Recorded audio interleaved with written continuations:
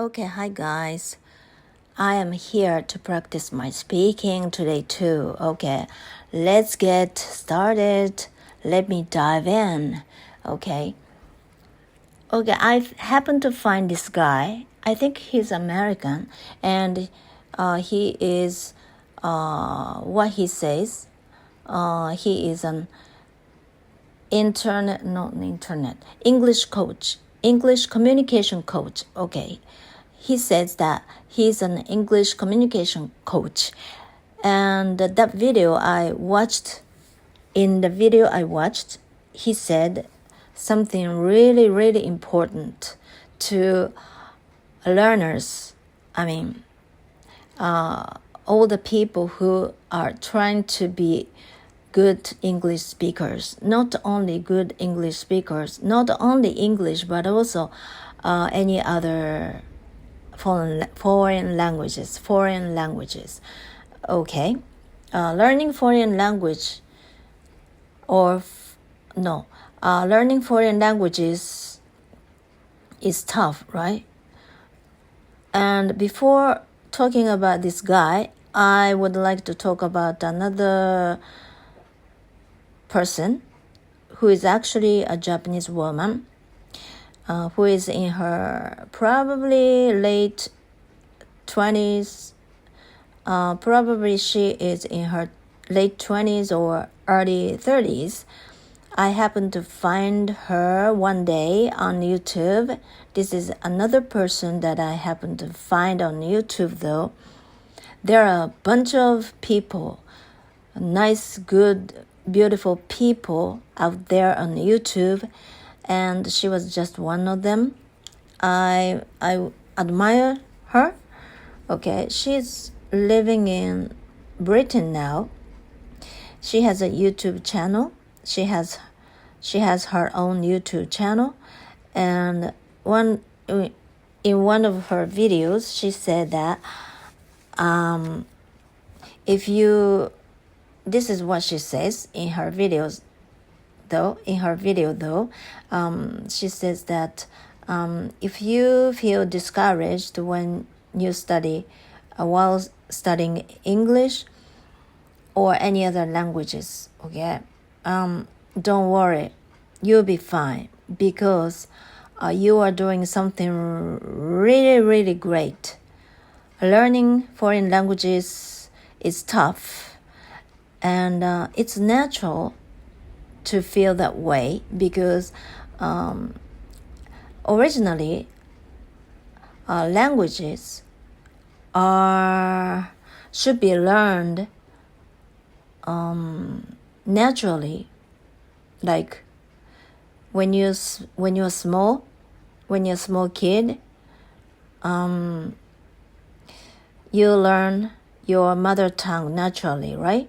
Because you are surrounded by the language, and people around you speak to you in that language, and you can hear the language from the TV, from the radio, from people's conversations.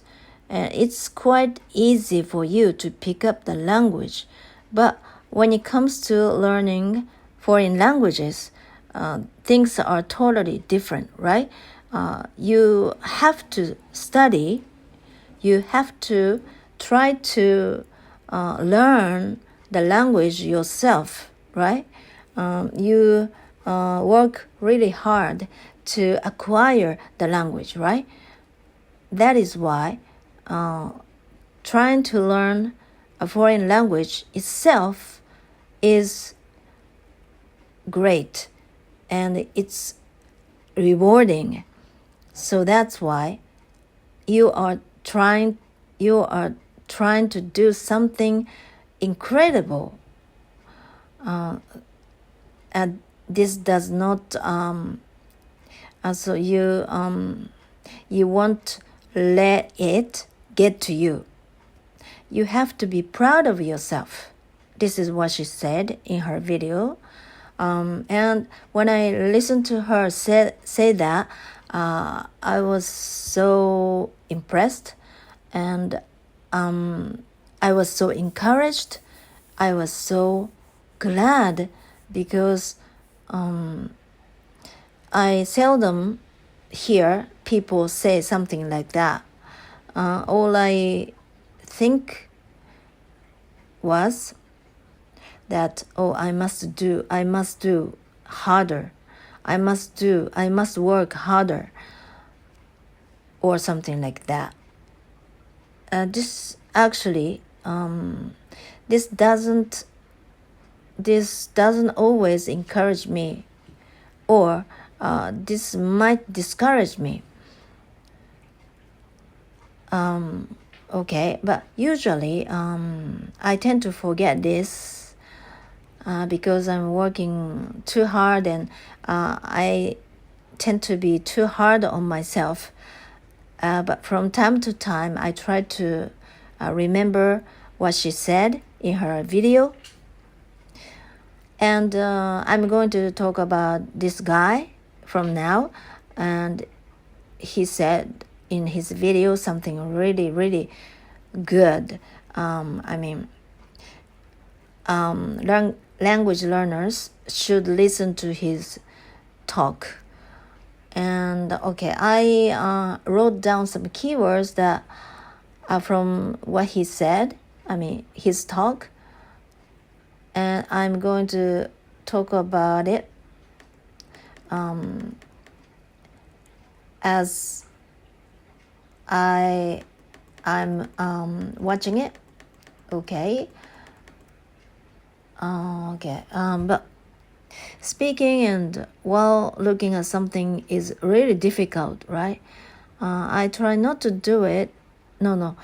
I don't think I should do it, but let me try, okay? In his video, he was talking about why we tend to feel nervous when we speak English. He said that the cause of the problem, the biggest problem, is in our head, okay? We tend to create the image of what we have to be, we must be, we have to speak properly, we can't make mistakes, and this is actually what makes us feel nervous when we speak English. So he says so in his video, and he actually suggests a few solutions to solving or fixing this problem. The biggest problem is that we tend to care about what others think about ourselves. Like when we speak English, like I am thinking about what others might think about me speaking English like this. I stop many times when trying to find the right words. When I'm not confident enough about my grammar, my verb tenses, and and what if I was doing this all alone? I don't care anything at all, right? And do you remember what I said in my previous videos? Somewhere 2 days ago or so, while I was driving, I was recording my voice, and as I was speaking, it made me sick. It made me bored. It made me fed up with my own speech, because I tend to use the same expressions over and over again. Okay, but what if I was all alone? Yeah, I fed up with my own repeatedly used expressions and words. And I might have gotten bored to some extent. But I didn't think that I would have been so hard, that terrible. Because somewhere back in my mind, I always think what others would think when they hear me speaking this terrible English, right? So it means that it just shows that I'm always thinking about what others might think about my English. So that's why when I listened to him talking about this topic in that video, it resonated with me. I was able to relate to that. Okay? And he said that the biggest problem is that you care too much about what others think about your English. And you might also think that when you speak with native English speakers, you might think that you might be afraid that they might judge you. But he says that 9 times out of 10, he doesn't think they would care about your English, about like something like, let's say, you might care about your own accent, but native speakers, what he says that native speakers might be focused on their own problems, and they wouldn't care about you, about your English, and they don't judge you. And if you care about your own accent, who cares? This is what he says. Who cares? Because it's natural for you to speak with your own accent when you speak your foreign languages. And even native English speakers should speak their foreign languages with their own accent. It could happen to them as well. So who cares? And and the best solution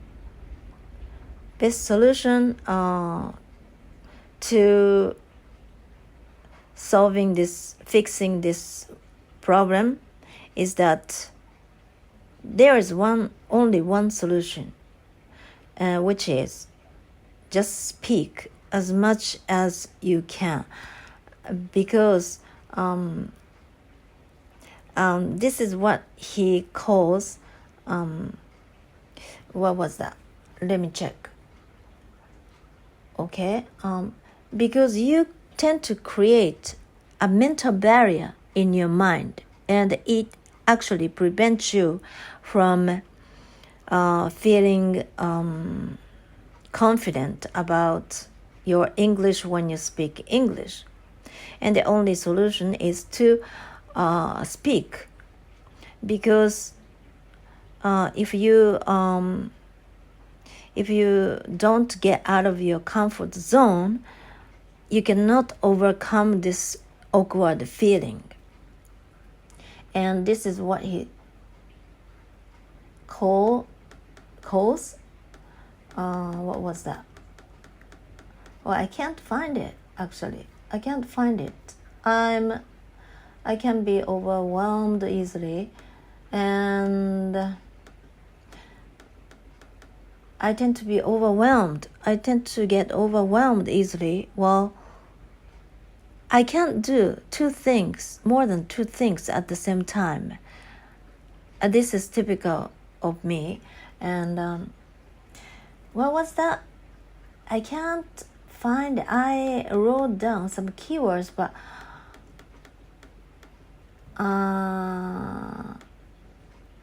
Okay, I can't come up with it now, but he said something like that. Negative feedback cycle or something like that. Okay, negative feedback cycle. Because you don't feel confident about your speaking, right? And you try not to speak to people. Try not to speak people as little as possible. Is it okay? No. You try to speak to people as little as possible, right? And then in this way, your English isn't getting any better, right? And then you feel it makes you feel even more nervous, and in this way, it makes you even more frustrated, right? This is what he calls negative feedback cycle, okay? And on the other hand, the only solution to getting over this problem is just speak, right? Speak. If you don't want to speak, just speak. You have to get over your comfort zone. And he says that just think of this as going to the gym, okay? At first, if you're going to the gym for the first time in your life, maybe this is your first time to do some muscle training, right? And at first, you might feel very weak, right? You might feel that you are weak, and it makes you frustrated. It makes you sad. It makes you nervous, and at first you don't know what you are doing. But if you keep going constantly, consistently, and if you keep going for a month, 2 months, 3 months, 6 months, a year, and 2 years, 3 years, and then you'll build more muscle, you'll feel better, you'll feel stronger, and it'll make you feel more confident, right? This is what he calls positive feedback cycle. Because at first it might be difficult for you to do, but if you keep going, the more you keep going, the better you can be at, right? The better you can be at it, and then the better you feel about it, and then the more confident it makes you feel. So that's why he said that if you are nervous about speaking English, the only solution, only key to solving this is just to speak. If you don't want to speak, just speak. If it is something that you don't like to do, just do it, because unless you get out of your comfort zone, you cannot get used to it. You will never be able to get used to it. Basically, what he said is this. I don't think I was able to say it well, but this is all I can do now, and this is the reality, and this is no more. This is this is no more or no less. Oh, I forgot this expression, but okay, that's why. If you are afraid of something, most of the times you are just afraid of something that you created yourself in your mind. So it's important to get get out of your comfort zone and do something that you don't want to do. And I sometimes say that I try not to force myself to do something, to do anything, because I don't think that's very effective. But it's not always true. And I know I'm confident. I'm sure that I will keep doing this practice to get over my awkwardness, in order to get out of my comfort zone, because the most important thing for me is to be able to become a better speaker than I am now.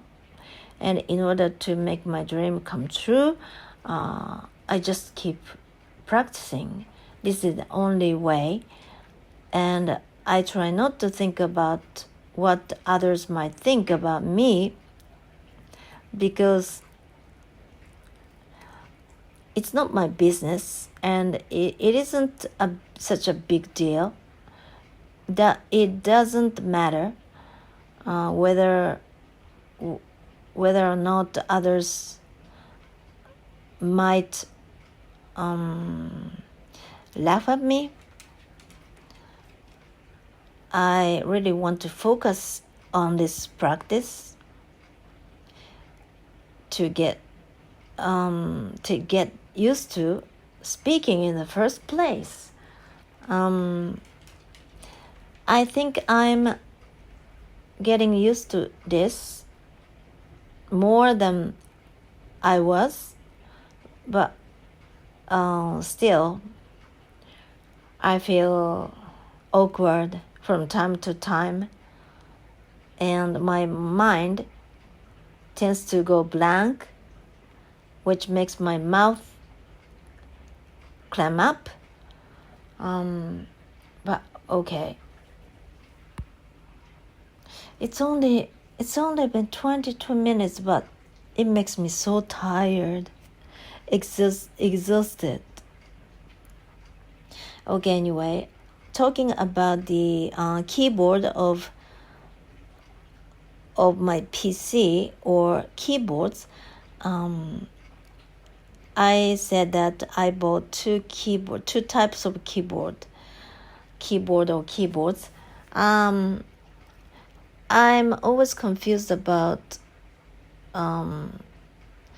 whether it should be plural or singular, because in Japanese we don't have any of this concept of whether it should be plural or singular.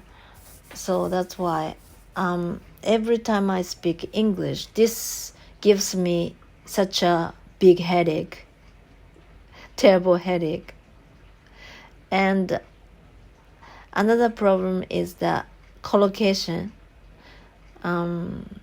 Big headache, is it okay? I don't think so. Terrible headache, is it okay? Maybe it's better, I think. Okay, anyway. So English and Japanese are so different. And this is one of the causes that Japanese are basically not good at English, because our languages are so different. English and Japanese are so different in terms of grammar, in terms of, many concepts such as singular, plural. There are many things that we don't have in Japanese, so it makes our language learning much more difficult to do. Okay, anyway, and I was just wondering if there was anyone else who didn't like such sleek, thinner type keyboard that laptop computers usually have. And I searched for it on the net, and I found at least one person right away. She's an American woman, and she was exactly the same thing as I thought. I like the original old school style thick keyboard, and I bought that one, and this was my second one second one that I bought this time, and I like that one. And of course my laptop computer has keyboard on it, but I don't like it somehow because the keys are so thin, and it doesn't give me enough satisfaction when typing. So yeah. Okay, I'm getting tired, so I think I'd better call it a day. Okay, thank you for listening, and I'll be back tomorrow. Okay, have a great rest of your week. Okay, bye-bye.